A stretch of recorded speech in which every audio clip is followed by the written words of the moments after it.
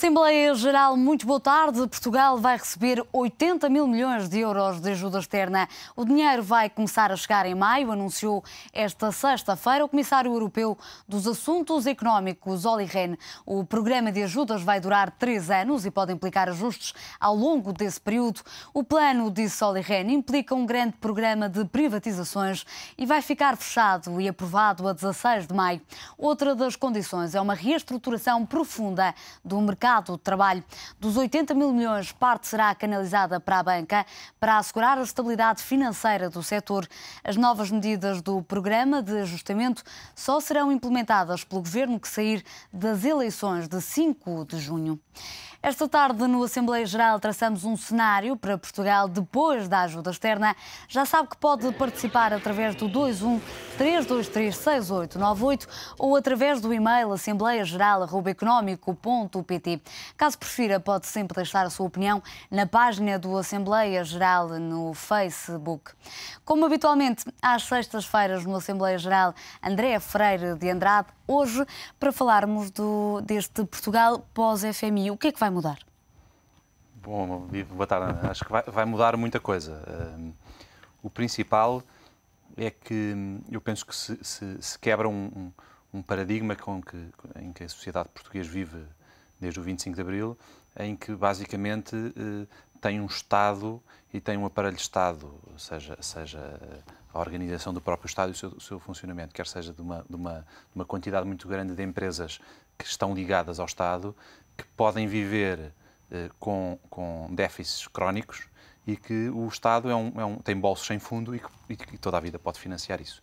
Isso é um paradigma que vai mudar radicalmente e, portanto... A visão que existe do Estado em Portugal vai alterar-se? Pois, vai profundamente e o Estado vai deixar de poder pagar tudo aquilo que quer. Havia muito uma lógica... Quando se começou a falar do TGV, em determinada altura, os políticos diziam que era uma decisão política e não era uma decisão económica. Como quem diz, não interessa se isto vale a pena, se não vale a pena, não interessa se custa muito dinheiro, se custa pouco dinheiro. Politicamente, interessa-nos desenvolver esse projeto. Esse tipo de decisões acabaram, porque o Estado vai ter que justificar todo o dinheiro que gasta. Da mesma forma, ter uma CP, ou ter um metro, ou ter empresas do Estado a perder 50, 100, 200 milhões de euros por ano, só porque politicamente o Estado entende que deve prestar aquele serviço daquela forma, isso vai acabar. Aliás, falando agora de empresas públicas, hoje o Comissário Europeu dos Assuntos Económicos, Olli Rehn, que anunciou o montante de que Portugal precisaria, ou seja, 80 mil milhões de euros, disse ainda que o pacote de ajudas ao país vai incluir um grande programa de privatizações. É fundamental, são fundamentais estas privatizações e já deveriam ter sido feitas há mais tempo. Bom, vamos ver, as privatizações têm duas componentes.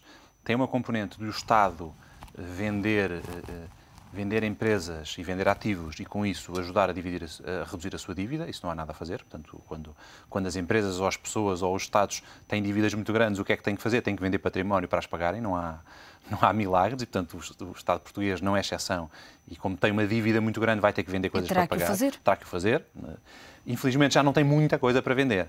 Até porque algumas já têm vindo a ser portanto, não há ao longo do tempo. As coisas grandes, a PT, a EDP, essas coisas já foram. Portanto, já não há muito a privatizar aí. Mas depois tem uma outra componente muito grande, que é das empresas do Estado que hoje têm déficits crónicos. E o Estado...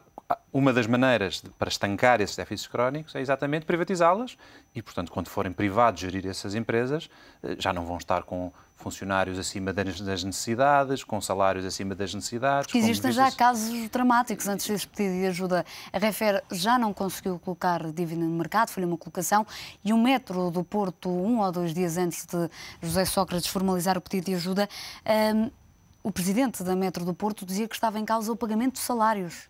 Claro, porque basicamente as empresas foram montadas, têm um prejuízo muito significativo na sua exploração crónico e têm porque é que têm esse prejuízo crónico? Têm esse prejuízo crónico porque, tiveram que pedir grandes empréstimos para montar essas infraestruturas. O Metro do Porto é um caso desses. Portanto, teve que fazer a sua infraestrutura, pediu o empréstimo, ficou a pagar a dívida e os juros à banca. E essas empresas não foram capitalizadas como deveriam ter sido quando foram fundadas, partindo do pressuposto que, como as empresas são do Estado, o Estado vai sempre pagar. Pronto, entretanto, o Estado não tem dinheiro, não consegue pagar. Por outro lado, os projetos que foram montados em cima de taxas de utilização, nomeadamente aquilo que os utilizadores pagam por utilizar esses transportes, com taxas altamente subsidiadas.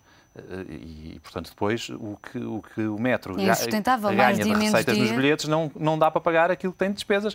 Portanto, mais dia, menos dia, a coisa acaba. Acabaria por acontecer. Pronto, e o que vai acontecer agora realmente é que isso vai acabar. Ou seja, todos esses serviços que estão ligados ao Estado e que são cronicamente deficitários, por um lado, vão ter que subir os preços, não há dúvida nenhuma, porque alguém tem que pagar essa conta. E depois, o que vai acontecer também é que essas empresas vão ter que ser profundamente reestruturadas. Para além deste programa de privatizações que está previsto como contrapartida deste resgate a Portugal, existe muito trabalho de casa a fazer. Acredita que os portugueses vão ser, mais uma vez, penalizados, com subidas de impostos, com revisões de tetos e benefícios fiscais? Há ainda margem para penalizar os portugueses? Vamos ver. Ou é possível deixar os portugueses de fora deste arrumar de casa e cortar apenas na máquina do Estado? Não, quando se corta na máquina do Estado, vai-se cortar, vai-se afetar largas centenas de milhares de portugueses. Isso é inevitável. Mas há ainda muito para fazer. Há fusões de fundações, instituições...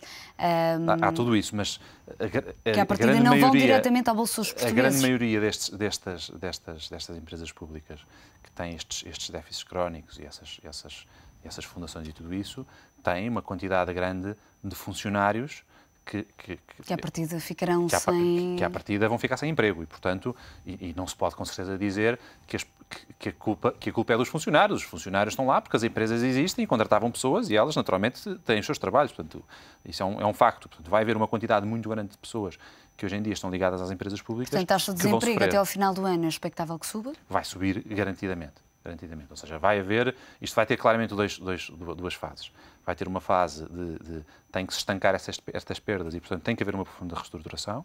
Isso vai obrigatoriamente implicar um aumento do desemprego, é inevitável, e a esperança é que essas empresas, no futuro, bem geridas de uma forma muito mais profissional e muito mais orientadas a dar lucro, possam se desenvolver e vir a contratar e vir a reabsorver. Mas aí já a médio prazo. Mas aí já a médio prazo. No curto prazo é praticamente certo que o desemprego vai aumentar. Os portugueses receiam que haja subida de impostos. Poderemos esperar uma nova subida?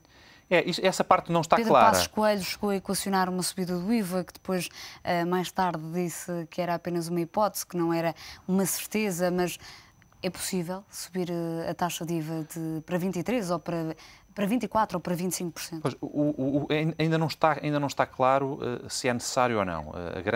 O grande tema e a grande discórdia que surgiu no PEC 4, independentemente de todo o processo que levou a essa discórdia e a forma como ele foi apresentado e toda essa polémica, o que tinha associado era que os cortes ou os aumentos de impostos que vinham, ou os cortes em termos de despesa, vinham essencialmente de cortar pensões de pessoas mais desfavorecidas, quando ainda há muito aparelho do Estado para reestruturar, como a Ana estava a dizer. Portanto, o que ainda não está claro, porque eu acho que ninguém sabe realmente e ninguém conhece realmente as contas, e isso vai ter que ser um trabalho que vai ser feito e não se faz num dia ou dois, é tentar perceber efetivamente, ao fazer essa reestruturação no Estado, que impacto é que isso terá na economia. E só depois disso é que se poderá avaliar se é preciso aumentar impostos ou não é preciso aumentar impostos. André, vamos ouvir a opinião de Alcides Dias, que segue a Assembleia Geral a partir de Odivelas. Alcides, muito bem-vindo à Assembleia Geral.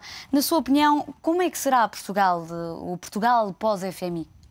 Muito boa tarde, permita-me cumprimentá-la a si e ao seu convidado e desde já que só quero colocar duas questões. Se é para diminuir a carga fiscal, se é para diminuir, como é que eu ia explicar isto? Diminuir com despedimentos as pessoas, que agora penso que já é mais fácil despedir, todos estes despedimentos, eu quero perguntar ao seu convidado se vão para os centros de emprego. E perguntar depois, as empresas, se começarem a diminuir, todas elas, quem é que vai suportar estes custos? É esta dúvida que eu tenho. Portanto, alguém vai ter que pagar depois esta outra fatura. Muito obrigado, bom fim de semana. Muito obrigada pela sua participação. Já sabe aí em casa que a sua opinião é sempre bem-vinda. Basta ligar para o 213236898. André, vamos tentar dar resposta a este receio do Alcides. Com o maior número de despedimentos, mais desempregados em Portugal e mais o Estado terá que pagar prestações sociais. Claro, isso com certeza. Ou seja, não é, estas reestruturações não têm... Não são um custo zero para o Estado? Não são, nem têm um impacto zero na economia. Há com certeza, numa primeira fase, mais desempregados significa maiores custos sociais. Portanto, e o Estado português vai ter capacidade, nesta altura, de suportar? Não, é o balanço de todas estas coisas, todos estes efeitos, uns que aumentam, outros que diminuem, que vão ter que ser contabilizados. Eu acho que, como estava a dizer, ninguém sabe realmente o quanto é que se pode poupar ou deixar de poupar nisto.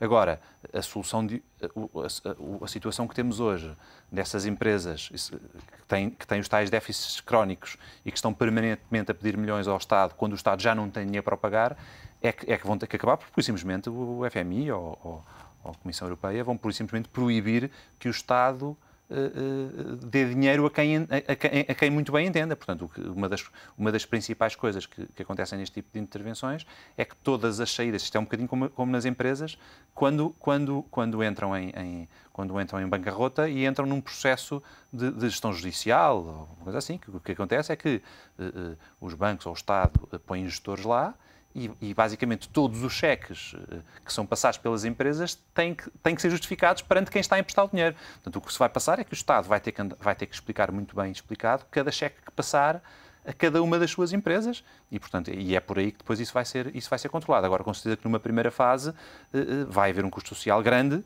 e por isso é que nesta altura ninguém pode realmente dizer se vai ou não vai ter que aumentar impostos e se vai ou não vai ter que continuar Ainda a penalizar os é muito cedo. É fundamental sanear as contas públicas. E nesse aspecto é bem-vinda esta ajuda externa, já que vão ser analisadas exaustivamente as contas, as finanças públicas, porque até agora não se percebe bem. Pois, vamos ver, é de facto uma pena que o Estado português precise de estar numa situação tão dramática como esta